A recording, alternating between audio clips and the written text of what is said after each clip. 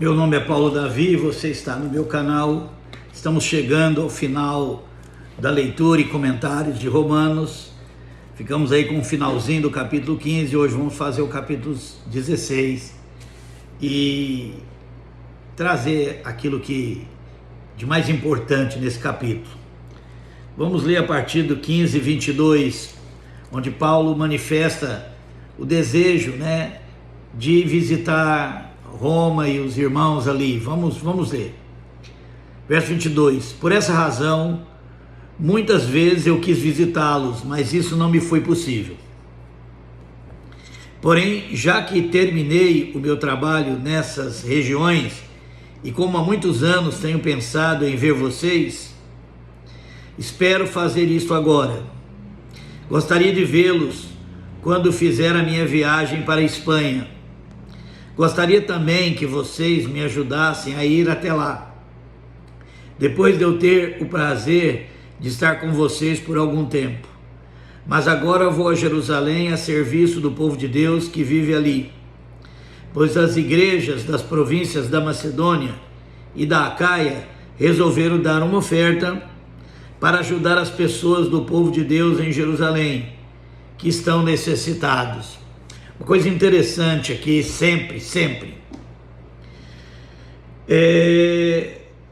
o povo de Deus, Paulo sempre abriu e sempre ensinou que nós devemos socorrer aqueles que estão necessitados, primeiramente entre o povo de Deus, entre nossos irmãos, mas também todos os necessitados que nós encontramos pelo caminho, porque esse era o ensino de Cristo. Inclusive no Novo Testamento, e isso precisa ficar claro, em nenhum lugar, nós encontramos os apóstolos pedindo dinheiro para eles mesmos. Sempre foi para socorrer necessitados, ou no caso aqui, ajudar na obra missionária, Porque a obra apostólica é uma obra missionária. Esses homens resolveram abrir mão de tudo e dedicar suas vidas, aquele tempo, para anunciar a Jesus Cristo, onde Jesus não era conhecido. E sempre há também essa ênfase, que nós devemos repartir aquilo que Deus nos tem dado com nossos irmãos, com os necessitados, e realmente colocar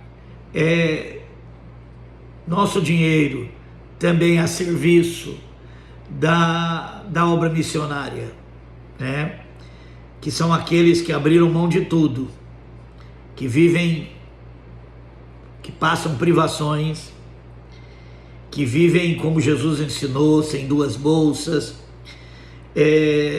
sem duas alparcas, duas sandálias, porque Jesus sempre ensinou isso com respeito àqueles que são enviados, que eles devem depender da ajuda do Senhor. E realmente a Bíblia ensina isso. Nada a ver com essas mentiras que são contadas hoje pelas religiões, nada a ver com dízimos, nada a ver com levitas, Muitos líderes se apresentam como membros espirituais da tribo de Levi, coisa que pertence à velha aliança. Isso para convencer os crentes que eles têm direito de serem sustentados e de viverem regaladamente, Isso não tem nada a ver com ministérios locais. A Bíblia é muito clara. Aqueles que abriram mão de tudo e fizeram um voto, de uma vida simples, uma vida de pobreza realmente, de ter aquilo que é suficiente para viver. Esses que sentiram esse tipo de chamado e assim se dedicaram, Alguns, como Paulo, até não tinham nem esposa, nem família, porque dedicavam inteiramente à obra de Deus. Esse tipo de pessoas que são enviadas para um lugar distante, esses precisam realmente serem ajudados nessa obra.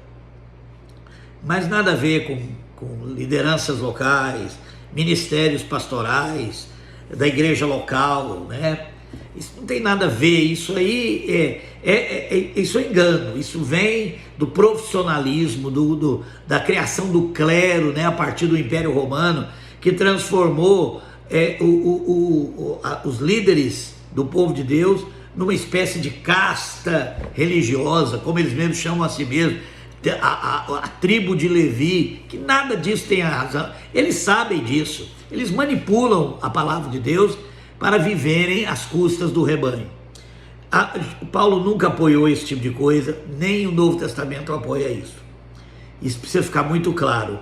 Por outro lado, nós precisamos sim contribuir e ajudar com a obra missionária, né? A obra missionária verdadeira, aqueles que abriram mão de tudo para levar o evangelho a povos distantes, que nunca ouviram, né? Que nunca ouviram. Lembra que Paulo falou que ele não edificava sobre o fundamento de outro.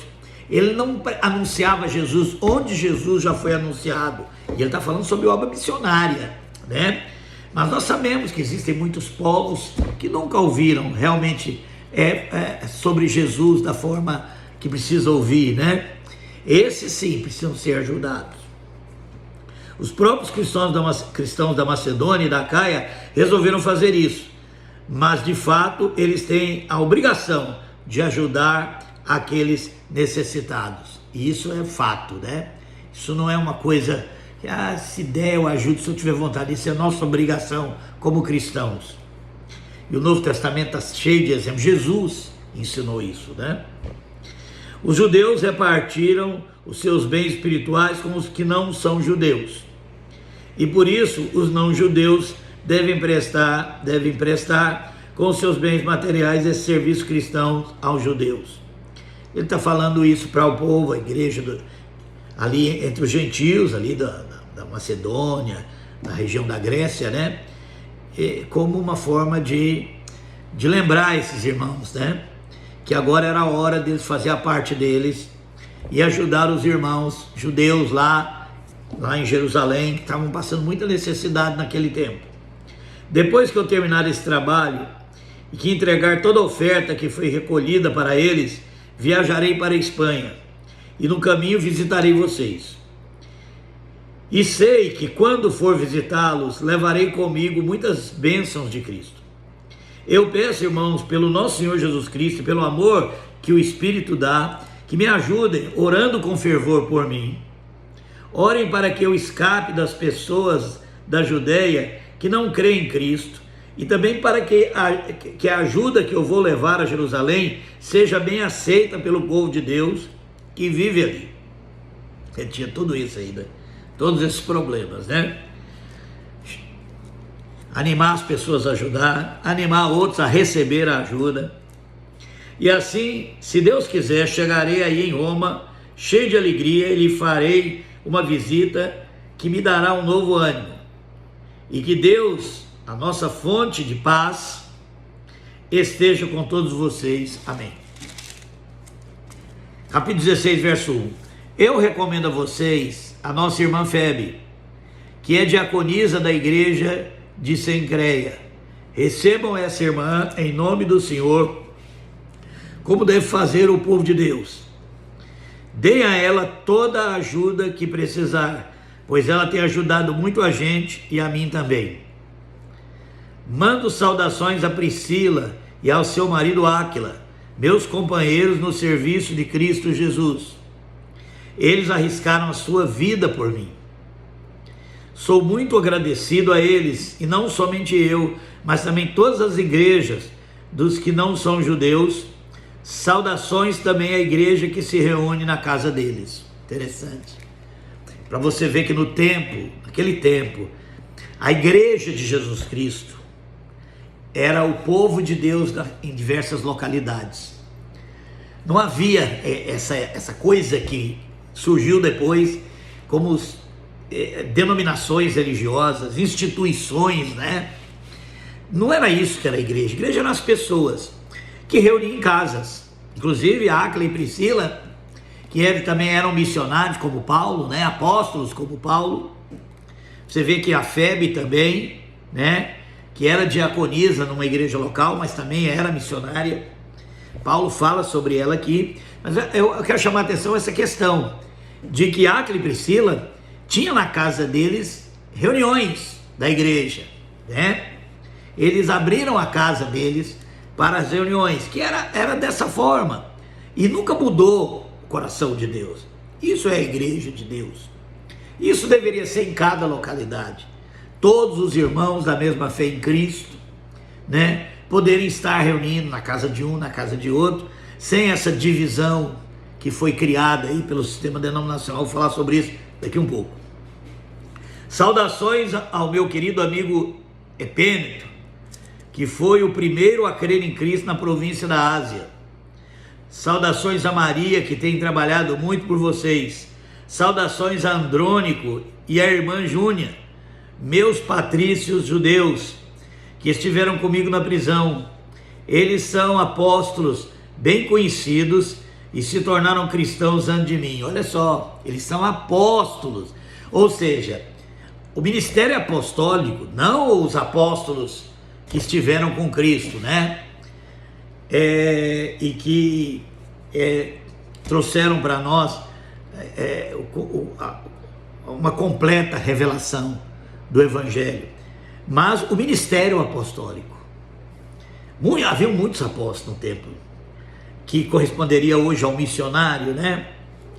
E esse ministério sempre existiu. Não esse ministério apostólico das denominações, onde um cara é outro nome para Papa.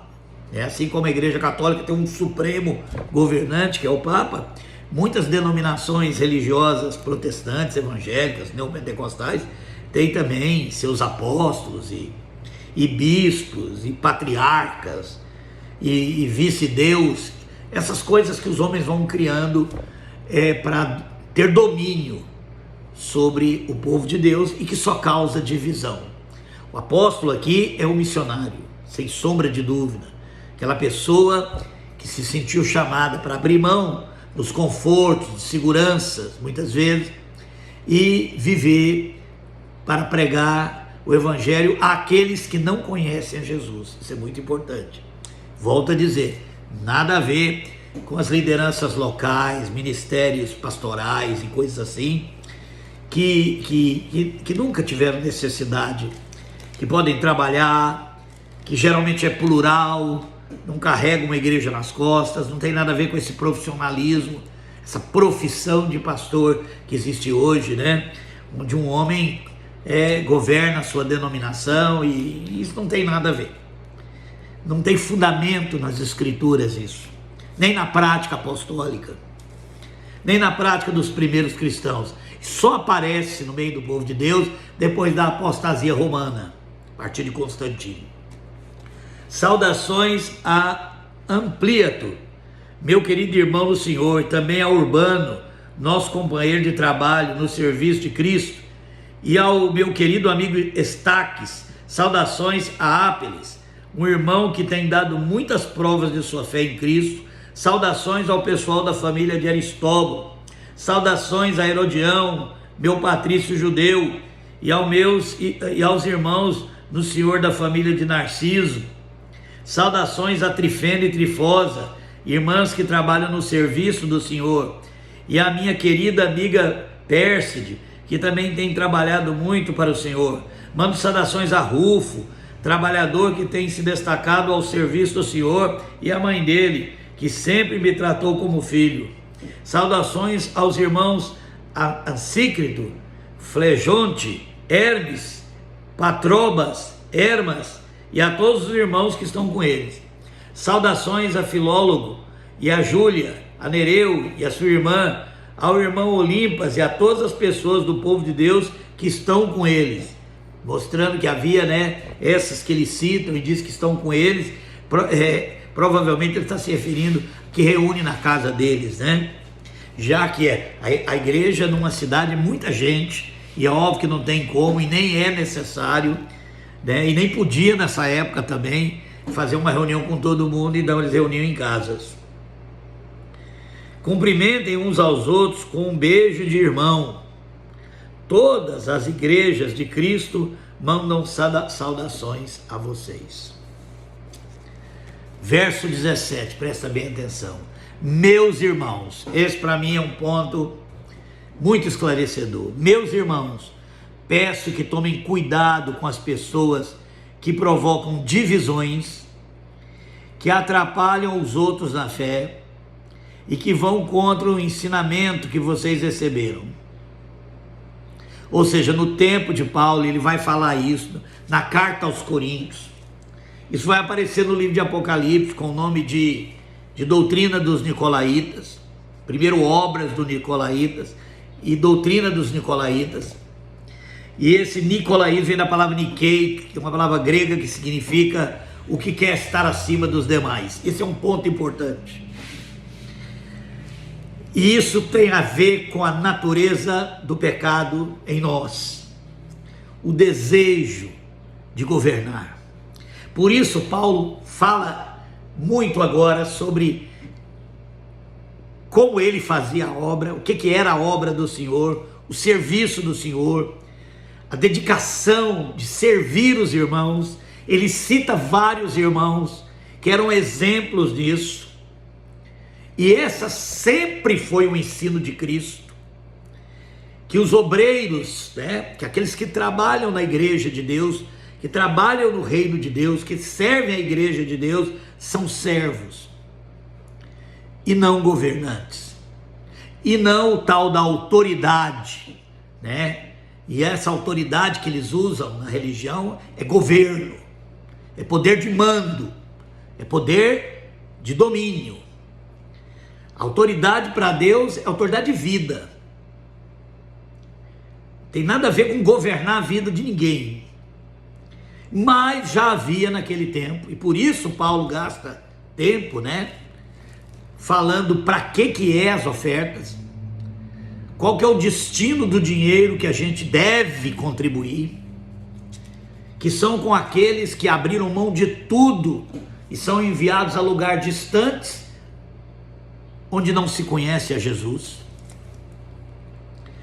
que é para socorrer os necessitados, mas jamais para sustentar portentos, pessoas que se dizem incumbidas, vocacionadas para governar o povo de Deus. Isso deu origem hoje, por influência do capitalismo, cada época tem uma influência, aos grandes empresários da fé, que realmente é a isso que Paulo se refere no verso 17. Meus irmãos, peço que tomem cuidado com as pessoas que provocam divisões, pessoas que se apoderam de parte do rebanho e submetem essas pessoas ao seu ministério, Essa palavra ministério virou serviço, significa serviço, e hoje significa governo, controle. Dizer que pertence ao ministério do fulano de tal significa que está debaixo do domínio dele. E isso divide o corpo de Cristo. É lamentável isso, que você às vezes num bairro, não estou falando numa cidade não, num bairro, você encontra ali os cristãos divididos sob o governo de um homem que se apresenta como ministro de Deus. Ministros de Deus não dividem o povo de Deus, que atrapalham os outros na fé. Em algumas outras passagens são causa de tropeço, causa de escândalo, e que vão contra o ensinamento que vocês receberam. O ensinamento que há um só corpo, que há um só pastor, que é Jesus Cristo, que há um só Senhor, um só rebanho, uma só fé, um só batismo, que é o batismo do Espírito Santo. Mas não, esse povo, porque querendo ser sustentado e enriquecer às custas do povo de Deus, que chamam a si mesmos de sacerdotes, de tribo de Levi, são falsos profetas, e estão enganando o povo de Deus, drenando os bens materiais que deveria ser utilizado realmente para proclamar o evangelho a lugares distantes que nunca ouviram, e para socorrer os necessitados, que são muitos, esse pessoal drena a riqueza para si mesmo e se tornam aí grandes empresários da fé. E diz aqui: afastem-se dessas pessoas, porque os que fazem essas coisas não estão servindo a Cristo, o nosso Senhor, mas a si mesmos, por meio de conversa macia e com bajulação. Eles enganam o coração das pessoas simples. Todos sabem como vocês têm sido fiéis ao Evangelho, e por isso eu me alegro por causa de vocês. Quero que sejam sábios a respeito do que é bom e não tenham nada a ver com o que é mal. E Deus, a nossa fonte de paz, logo esmagará Satanás debaixo dos pés de vocês. Que a graça do nosso Senhor Jesus seja com vocês. Timóteo, meu companheiro de trabalho, manda saudações a vocês. Lúcio, Jazão, Josípatro, meus patrícios judeus, também mandam saudações. Eu, Tércio, que escrevi essa carta que Paulo ditou para mim, mando saudações a vocês. Nesse tempo, Paulo já praticamente não enxergava mais. E ele, então, Tércio é o escritor que vai... Paulo vai ditando a carta e ele vai escrevendo. O meu hospedeiro Gaio, em casa de quem a igreja daqui se reúne, ó, de novo, manda saudações a vocês. Erasto, o tesoureiro da cidade, e o nosso irmão Quarto também mandam saudações. Que a graça do nosso Senhor Jesus Cristo esteja com todos vocês. Amém. Que Deus nos abençoe. Assim nós terminamos a carta aos Romanos.